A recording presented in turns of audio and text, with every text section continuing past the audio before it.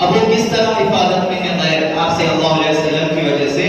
آپ صلی اللہ علیہ وسلم نے دعا فرمائی کہ میری امت پر آسمانی عذاب نہ آئے. یعنی جیسا کہ ہم جانتے ہیں پہلی امتوں میں قوم لوط، قوم نوح اور قوم صالح پر جو ہے آسمانی عذاب آیا، کہیں پر آگ کا طوفان آیا، آگ کی بارش ہوئی، تو کہیں پر جو ہے زمین ہی پلٹ دی گئی، تو کہیں پر جو ہے ہوا ایسی چلی کہ لوگ تباہ ایسے ہوا میں اڑ رہے تھے جیسے کہ جو ہے کنکر ہوئی ہوا میں اڑتی ہے اس طرح ہوا میں اڑ رہے تھے. تو صرف مسلمان ہی نہیں بلکہ غیروں پر بھی آپ صلی اللہ علیہ وسلم کی رحمت کچھ اس طرح آئی کہ امت محمدیہ پر کبھی آسمانی عذاب نہیں آئے گا. آپ صلی اللہ علیہ وسلم کی دعا صرف مسلمان کے لیے نہیں تھی. تو کیا آپ صلی اللہ علیہ وسلم صرف انسانوں کے لیے رحمت تھے؟ نہیں، بلکہ آپ صلی اللہ علیہ وسلم صرف نہ ہی انسانوں کے لیے بلکہ جانوروں کے لیے بھی رحمت تھے آپ صلی اللہ علیہ وسلم. اس کا ثبوت یہ ہے کہ ایک صحابی رسول چند پرندوں کے بچوں کو، کسی چڑیا کے بچے کو اپنے چادر میں چھپا کر لے کر آ گئے اور اس کی ماں اوپر اڑتی ہوئی آ رہی تھی.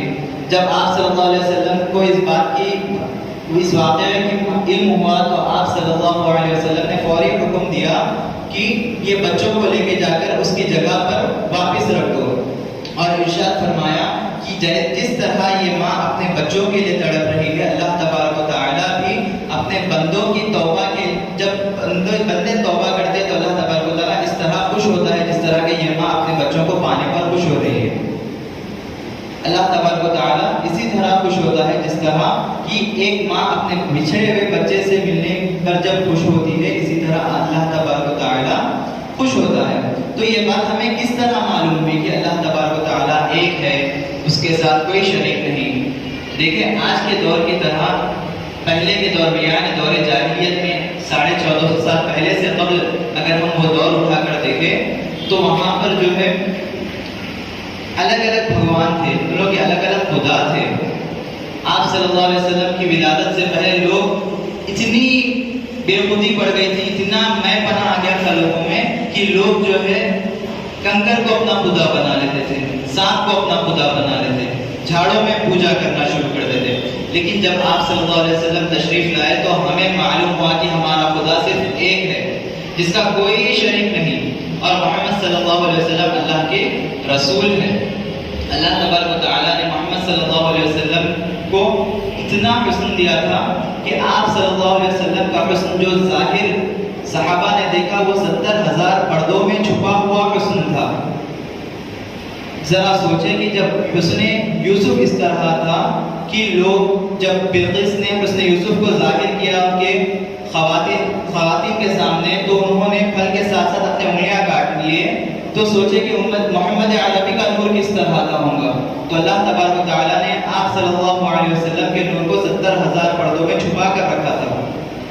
حضرت حسان بن ثابت رضی اللہ تعالیٰ عنہ جو کہ شاعر رسول ہے، آپ فرماتے ہیں کہ اگر کبھی مجھے حضور کا دیدار کرنا پڑتا، اگر دیدار کرنے کی خواہش ہوتی اگر مجھے، تو میں اپنے ہاتھوں کو اس طرح چھپا لیتا، اپنے آنکھوں کو چھپا کر جو آنکھوں کے بیچ کی جو سان رہتی ہے اس سے حضور صلی اللہ علیہ وسلم کا دیدار کرتا، اس سے حضور صلی اللہ علیہ وسلم کے چہرے کے نور کا میں جائزہ لیتا، اور وہ اس طرح ہوتا کہ جو ہے میں اپنے آپ میں سما نہیں سکتا تھا. جب 70,000 پردوں کے بعد کا عالم یہ ہے تو سوچیں کہ اگر وہ پردے ہٹا دیے جاتے تو حضور کے نور کا کیا عالم ہوتا. یہ ہماری خوش قسمتی ہے کہ ہم محمد عربی کے امتی ہے. اور پھر اگر دیکھیں یہ ربیع الاول کا جو مہینہ ہے، ربی کے معنی ہیں بہار کے. کسی بزرگ نے کیا، امام شافعی رضی اللہ تعالی عنہ نے کیا کہا ہے کہ ربیع کے معنی ہیں بہار کے، اور یہ مہینے میں 2 بہار ہیں. ایک تو مہینہ بہار ہے اس کے معنی بہار ہے، اور دوسرا حضور اکرم صلی اللہ علیہ وسلم خود ایک بہار ہے. آپ صلی اللہ علیہ وسلم ساری انسانیت کے لیے بہار ہے، یہاں تک کہ قیامت تک کے لیے آپ صلی اللہ علیہ وسلم مسلمانوں کے لیے ہی نہیں بلکہ تمام انسانیت کے لیے، چرند کے لیے، پرند کے لیے، سب کے لیے رحمت بنا کر بھیجے، بہار بنا کر بھیجے گئے ہیں. یہ ایک ایسا پھول ہے جو آج سے تقریباً 1450 سال پہلے کھلا، لیکن اس کی مہک تا قیامت تک نہیں ہے، بلکہ نہ ہی تا قیامت بلکہ حشر کے میدان میں بھی آپ صلی اللہ علیہ وسلم کی مہک برقرار رہیں گی. جس طرح کہ آپ جب پھول کھلا اس وقت جس طرح مہک برقرار تھی، قیامت کے بعد بھی اسی طرح وہ مہک برقرار رہیں گی۔ ہمیں حشر کے میدان میں بھی حضور کی ضرورت ہے۔ جب سارے لوگ، سارے انسان آدم علیہ السلام کے پاس جائیں گے تو وہ بھی یہی کہیں گے کہ میں کچھ نہیں کر سکتا، دوسرے نبی کے پاس جائیے۔ اسی طرح جب ابراہیم علیہ السلام، نوح علیہ السلام، عیسیٰ علیہ السلام، یوسف علیہ السلام، تمام انبیاء کے پاس جاتے جائیں گے، اس کے بعد سب آخر میں ایک ہی کہیں گے کہ آپ محمد عربی کے پاس جائیے۔ تو قیامت کے دن بھی ہمیں ہمارے نبی کی ہی شفاعت سے جنت عطا کی جائیں گی۔ اور دیکھیں کہ ہم ہمارے نبی صلی اللہ علیہ وسلم کے بارے میں کتنا جانتے ہیں۔ کیا ہم ہمارے نبی کی سیرت پڑھتے ہیں؟ کیا ہمارے نبی کے اخلاقیات کو ہم اپناتے ہیں؟ ہم کہتے ہیں کہ ہم ہمارے نبی سے محبت کرتے ہیں، تو محبت کا عالم کیا ہے؟ محبت کس طرح کی جائے گی؟ دیکھیں، محبت اگر ہم کسی سے محبت کرتے ہیں تو اس کی صورت سے محبت ہوتی ہے، اس کے پہناوے سے محبت ہوتی ہے، اس کی ہر ایک بات سے محبت ہوتی ہے، اس کی ادا سے تک ہم محبت کرتے ہیں۔ تو کیا ہم ہمارے نبی سے اسی طرح محبت کرتے ہیں؟ کیا ہم ہمارے نبی کی سنت کو اپنے ظاہری یا باطنی زندگی میں اس کو امپلیمنٹ کرتے ہیں؟ اس کا ہمارے نبی صلی اللہ علیہ وسلم کی ایک سنت جو کہ داڑھی بھی ہے، آپ صلی اللہ علیہ وسلم کی ایک سنت جو کہ اخلاق بھی ہے۔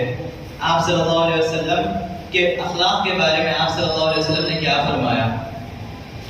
آپ صلی اللہ علیہ وسلم نے اخلاق کے بارے میں فرمایا کہ قیامت کے میرے زیادہ قریب وہ شخص ہوگا جس کے اخلاق سب سے اعلیٰ ہوں گے، سب سے اچھے اخلاق ہوں گے۔ آپ صلی اللہ علیہ وسلم کی ولادت کے بعد کچھ واقعات ہوئے، اس کے بعد آپ صلی اللہ علیہ وسلم کی شادی ہوئی۔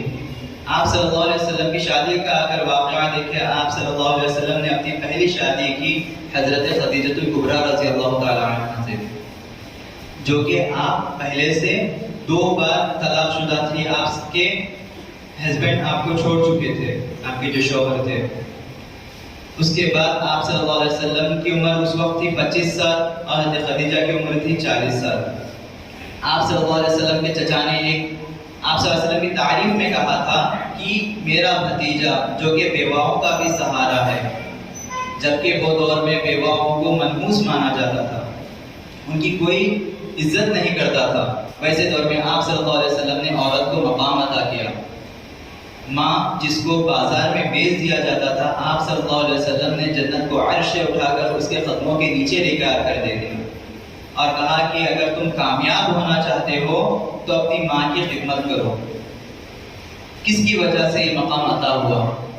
ہمارے نبی صلی اللہ علیہ وسلم کے صدقہ طفیل میں ہمیں ہماری ماں کے قدموں کے نیچے جنت ملی، اور اتنا آسان ہو گیا کہ اگر ہم ہماری ماں کو راضی کر لیں تو انشاءاللہ جنت میں جائیں گے۔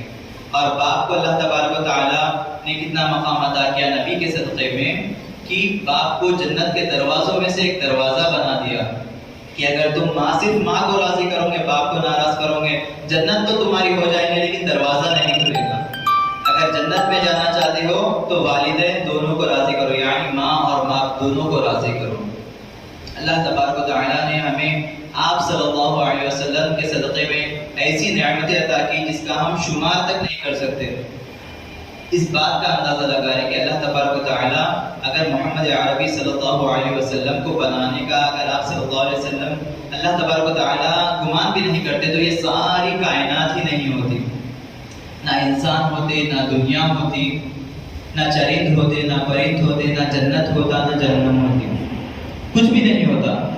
سب سے بڑا ہمیں جو اللہ تبارک و تعالیٰ نے انعام عطا کیا وہ یہ ہے کہ ہمیں محمد عربی صلی اللہ علیہ وسلم کی امت میں پیدا کیا، جس کے لیے انبیاء علیہ السلام بھی دعا کرتے تھے کہ یا اللہ تو مجھے نبی نہیں بناتا بلکہ محمد عربی کا امتی بناتا۔ اللہ تبارک و تعالیٰ نے اس امت کے علماء کے بارے میں فرمایا کہ میرے امت کے علماء بنی اسرائیل کے نبیوں کے برابر ہیں، یعنی ان کا مقام، ان کا جو علم ہے وہ بنی اسرائیل کے انبیاء کے بمثل ہے، ان کے مقابل ہے۔ تو اس بات سے ہمیں اس بات کا اندازہ ہوتا ہے کہ اللہ تبارک و تعالیٰ نے ہمیں کتنی بڑی نعمت عطا کی ہے، اور اس پر ہمارا فرض ہے کہ ہم ہمارے نبی کی زندگی کے بارے میں جانیں، ان کی زندگی پر عمل کریں۔ آپ صلی اللہ علیہ وسلم نے کبھی کسی کو تکلیف نہیں پہنچائی، تو یہ ہمارے لیے ضروری ہے، فرض ہے کہ ہم کبھی کسی کو تکلیف نہ پہنچائیں۔ آپ صلی اللہ علیہ وسلم نے پتھر کھا کر بھی دعائیں دی، تو کیا ہم بلا وجہ کسی کو تکلیف پہنچانے سے گریز نہیں کر سکتے؟ بالکل کر سکتے ہیں۔ بس ہمیں چاہیے کہ ہم ہمارے نبی صلی اللہ علیہ وسلم سے سچی محبت کریں، جو کہ ہم دعویٰ کرتے ہیں۔ اگر دل سے ہم ہمارے نبی صلی اللہ علیہ وسلم سے سچی محبت کریں گے تو ہمیں وقت ہی نہیں ملے گا کہ ہم کسی کو تکلیف پہنچائیں۔ استاد محترم نے ایک بار ہم نے ایسی پوچھا تو آپ حضرت نے فرمایا کہ انسان اگر دوسروں کو سدھارنا چاہتا ہے تو اس کے لیے سب سے پہلی ضروری ہے کہ وہ اپنی سلطنت کو قابو میں کرے، اپنی سلطنت کو سدھارے۔ تو اب اپنی سلطنت کو تو ہر کسی کی تو کچھ سلطنت ہوتی نہیں ہے، تو پوچھا کہ اپنی سلطنت سے کیا مراد ہے؟ تو آپ نے فرمایا کہ انسان کی جو سلطنت ہے 6 فٹ بائی 2 فٹ کی جو سلطنت ہے، اگر انسان اس کو سدھار لے تو اس کو دیکھ کر دوسرے خود ہی سدھر جائیں گے، اس کو اگر اپنے کنٹرول میں رکھ لیں۔ دیکھیں آج ہمارے اپنے آپ پہ ہمارا کنٹرول نہیں ہے، ہم کو نہیں معلوم ہمارا ہاتھ کب کام کرنا بند کر دیتا، ہمیں نہیں معلوم کہ ہماری نظر کب گناہ کر دیتی، کب ہماری زبان سے غیبت نکل جاتی، کب گالی نکل جاتی۔ تو ہمیں چاہیے کہ ہم کسی اور کو انگلی بتانے سے پہلے اپنے آپ کی اصلاح کر لیں۔